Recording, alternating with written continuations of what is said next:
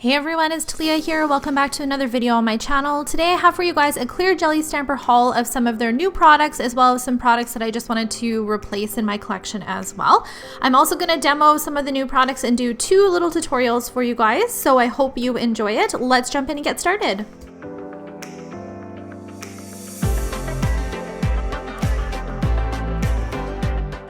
So these were the items in my package. We have a couple things that I needed to replace for doing videos for you guys, as well as some of their new products. So a couple things that I wanted to replace. I needed to get some more of these replacement tips, and the ones that I like to use are the coffin A shape. I think those ones work the best, and this is the ones that I have in my collection currently that I'm just about out of. And what you do with these tips is you can get these stands from Clear Jelly Stamper as well that just fit perfectly into these. These stands are great if you're doing, let's say, 5 nails, but a lot of the times when I'm demoing for you guys, I'm just showing you 1 nail at a time or 2 nails at a time, which is why I use the single stands more than this one. But it is nice that you can clip the little tips into this stand, especially for filing and stamping. I also picked up another big Bling Stamper. Whenever I am doing full images, this is the stamper that I prefer to use. And the ones that I'm using, the outside is kind of covered in polish. And if you try and get that off, it gets kind of cloudy. And for making videos for you guys and demoing different products, it's a lot nicer if I have like a clean stamper so you guys can kind of see what I'm doing. But this is how they come right out of the box. It also comes with a scraper in the box, so don't forget about that because there has been times that I forgot there was a scraper in the box. I wanted to make sure to point that out. On to the new plates that Clear Jelly has released recently. This is CJS number 97. It is called the Life in Bloom plate. I think this is such a fun plate, and you guys know that I love the florals in here. So I do like to show you what both sides of the plate look like, the demo example plate as well as what the images look like. That way you can see how you would stamp them, and I can show you that the outlines work good for watercoloring and the full ones work good for stamping in the middle. You guys know there's so many ways that you can use these Clear Jelly stamping plates, which is why I love bringing these videos to you guys, is because I love showing you some different things you can do with them. The next new launch is a Let's Collab 53. It is called Coffee Scrubs and Rubber Gloves. It is a tribute plate to our frontline workers. It is a nurse's plate. There's a lot of medical images on here that you could use for tribute type of nails to our frontline workers. And another great thing about this plate is $10 from every plate sold is donated to hospitals to give back to everything that they are doing for us right now in this time that we desperately need them. CJS 151 is Springtime in Paris. I love this plate. I think it is so fabulous. The florals, obviously I love that, but I also love the little nail polish stamp on here, the little lipsticks. I just think it is so cute, and there's seriously so much you could do with this plate as well.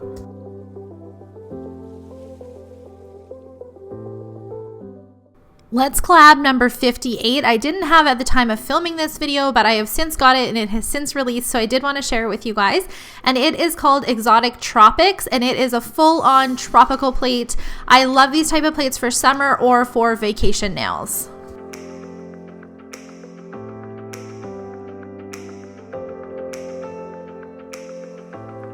They also launched a new stamping polish collection. This is the Tropical Getaway collection, and it features some nice summer type of tones. I love this red one, which is like a cherry red, something that we haven't seen from Clear Jelly yet. It's nice to have this shade for summer nails. Number 97 is a turquoise color. It's a little bit darker than some of the other turquoises that we have seen from Clear Jelly, perfect for summer. This number 98 is kind of a muted lime green, which again is something that we have been missing, but it's great to combine with floral leaf type of designs. And finally, number 99 is the first glitter polish that we have seen from Clear Jelly. So I plan to demo all of these polishes for you guys, as well as use some of these new stamping plates that came out so you guys can see a way to use them all. So I love the combination of red and turquoise. I think it is such a fun combination together, and this collection is perfect for doing that.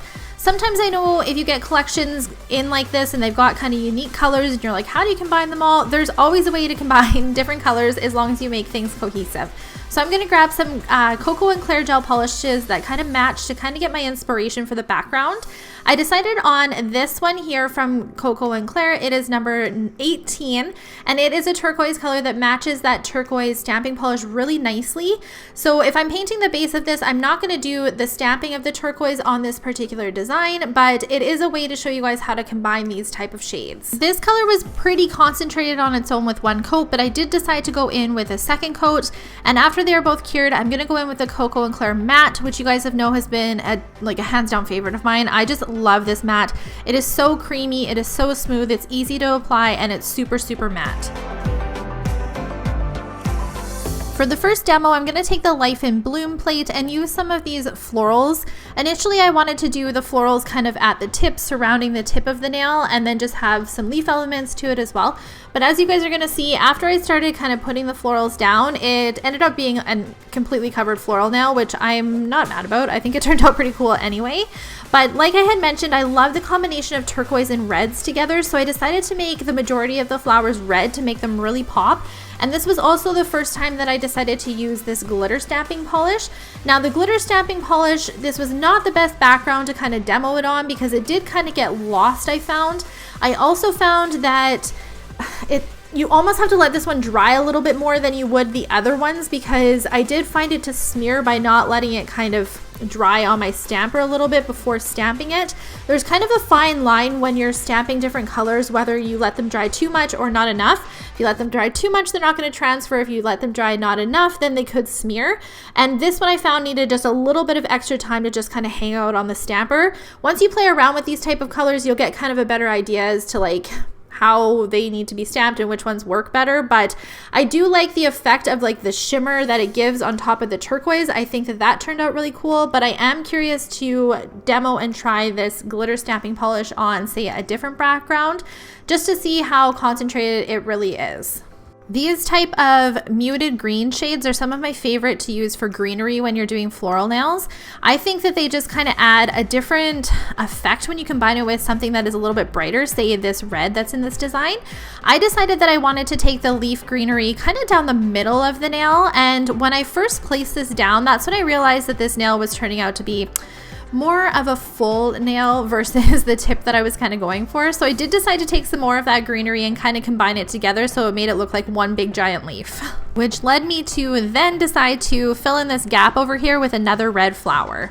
I'm really liking the little shimmer that sparkle stamping polish gives, so I decided to add a leaf just off to the center here, and I really like how that kind of tied the rest of the sparkle together. This plate also has some really nice centers for the florals. I decided to do black centers, though I kind of regret this because I feel like they kind of look poppy-ish, and then it kind of takes away from the summer florals that I was going with. But you can kind of do whatever you want for the centers. I decided to do gold ones on the sparkly florals, and I really like how that came together. Once this design is done, I'm just going to go in with my matte top coat again, and this design is complete. This would make a great accent nail. I would love to put this on clients, let's say on the ring finger and their thumbnail, and then just do a really beautiful turquoise on the rest. I think that would be a great nail set design as well. I really wanted to use the little critters on that plate too, so I decided to do up a second design for you guys, but this is using some other colors that I have in my collection, not the new ones at launch. I'm going to take some of the vintage linen from Coco and Claire and do 2 coats of this, as well as my matte top coat, so that I'm all ready to stamp on this nail design.